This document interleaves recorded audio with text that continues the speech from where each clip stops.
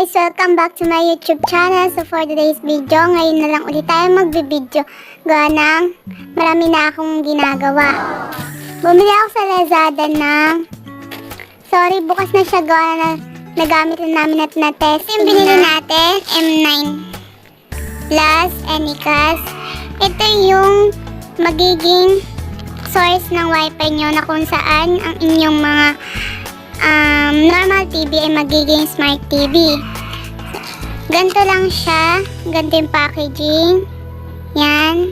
Binili ko lang yan sa Lazada ng halagang 305 kasi nakamura ko ng shipping fee. Wala kaming shipping fee na dagdag. Ito lang yung laman niya sa loob. Ito mismo yung wifi. Yung gagamitin natin. Then, this is the connector na kung saan ito yung sasaksak natin dun sa Anycast. Then, itong connector, gagamitin natin to para ito yung power. Yan. At ito na pala yung mismong Anycast. Maliit lang siya pero mas malaki naman siya sa mga USB. Yan. HDMI din siya. Yan. Yan. Ganun lang siya. Wala siyang kung ano-ano. Ito, yung maliit na to. Ito yung ilaw. Makikita niyo yan. Mag-iilaw yan na kulay blue. Tapos ito, kung ang inyong normal na TV ay meron ng USB port, mas maganda kung ida-direct na lang para tipid na rin sa space. Then kung wala naman, diretso nyo na lang siya sa charger. Then another saksak na naman sa outlet. Yun, papakita ko sa inyo kung paano nga ba ito gumagana. Kung legit ba itong product na to or not. Yan. Ayan, Anycast. Ayan na yung laman. Dalawa. Okay guys, testingin po natin. Titingnan po natin yung papakita ko po sa inyo yung TV na ito po hindi Smart TV. Bubuksan po natin muna para pakita ko sa inyo na siya po hindi po Smart TV.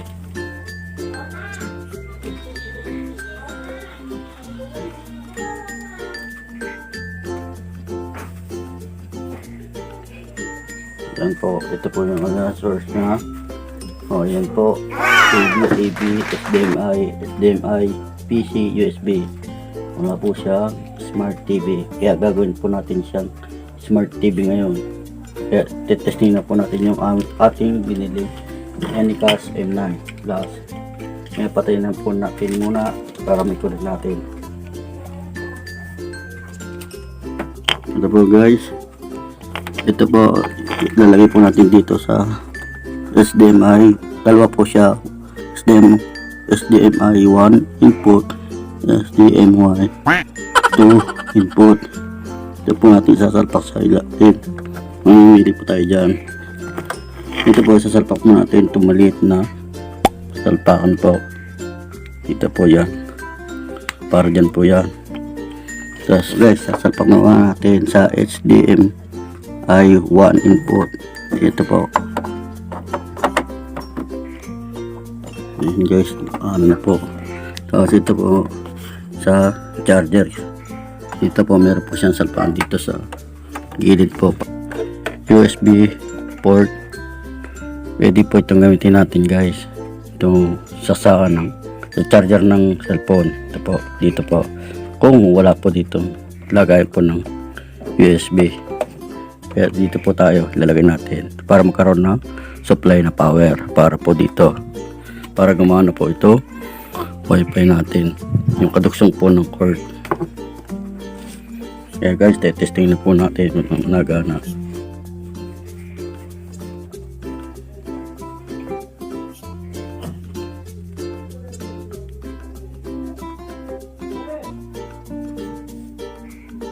Buksan na po natin.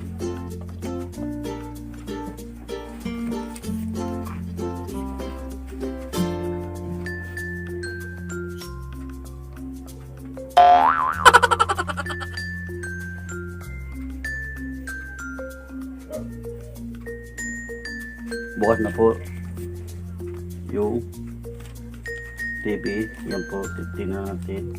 Papakita ko muna na nagana po yung M9. Anycast M9 Plus. Ito po yun, meron po siyang ilaw. Yan po, may ilaw po siya. Ibig sabihin po, gumagana na po siya. Ngayon, titingnan na po natin sa front ng TV yung source para natin yung HDMI para may connect na natin. So guys, titingnan po natin kung para i-set na po natin yung anycast na binili natin. Ito na protect natin sa HDMI. Yan po, HDMI 1 yung ginamit natin. Yan po natin titingnan nyo kung HDMI 1 2 yung ilagay nyo. Yung sa akin po HDMI 1. Yan po natin i-connect. Yan po yung lalabas. Po. Yan, set me up. Interior Smart Table Wi-Fi setting and SSID and connect to with it. Yan po ang lalabas. Ngayon, kailangan po natin ng cellphone para connect natin siya. Ito po guys, kailangan po natin ng cellphone para i-set na po yung natin. Anycast. Ito po, cellphone. I-set po natin. Dito po tayo, punta po sa setting. Punta po tayo na Wi-Fi. Buksan po natin. Tapos hanapin po natin yung ito po, mirroring 95P890. Yan po yung kanyang name ng Wi-Fi niya po. Yan, kukunin po natin. Ngayon yung password po niya, ito po.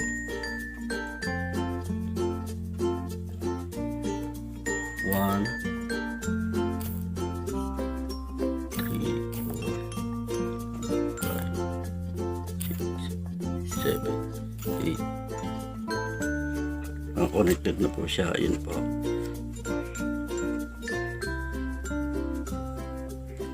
Hello guys, okay na po siya. Punta po tayo sa Chrome. Dahil sabi po dito Chrome ka setting. Ito po yung number. Ilagay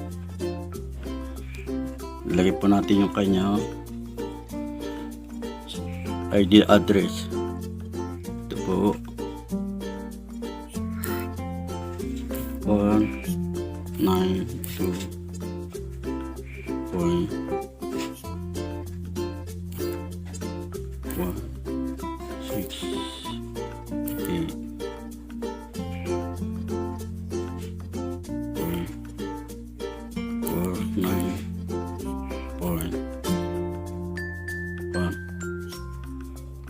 So ngayon po, yan po natin sa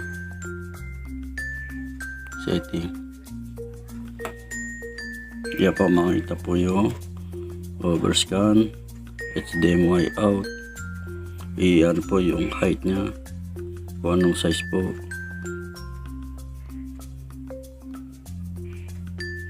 Yan,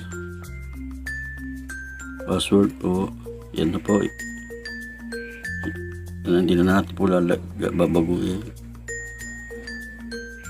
Tapos naka-screen mirroring. Yan po, pwedeng upgrade pero wag na natin galaw kasi yun na po yan, huwag na natin galawin.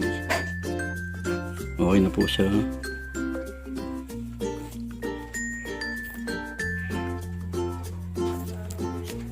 So guys, connect po natin ito sa Wi-Fi. Punta po tayo sa Wi-Fi, buksan po natin. Ngayon, ito po yung mirroring 95B890. Yan po yung Wi-Fi na pangalan niya. Yan, kukunin po natin. Okay na po siya.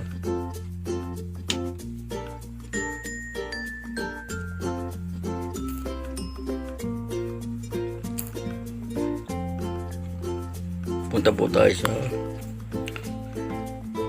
hanapin mo natin kung meron po tayong screencast. Kailangan po, yung iba kasing cellphone meron po screencast at yung akin po wala. Magda-download po tayo na pwede pong Miracast. Ito po yung Miracast. Yan po, bubuksan po natin. May lakas. Ito po yung screen cast. Bubuksan po natin siya. Yan po, kukunin po natin. Ito po siya. Ito po yung number niya. Miro 395B890. Okay po siya, gumagana na po siya. Balik po tayo. Kasi yun po, gagana na po. Ito po, ito po yung mga sample ng mga video ko. Dito na po natin nagana. Kaya po guys. Ayan po. Tapos po.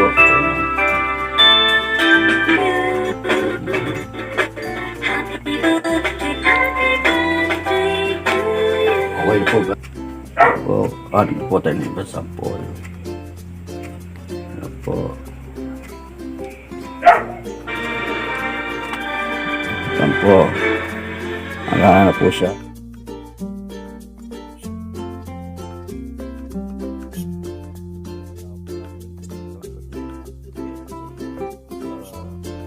Kahit nagano po yung salamat po. Please subscribe and like lang po para sa susunod na video. Papakita ko na lang po yun. Salamat po.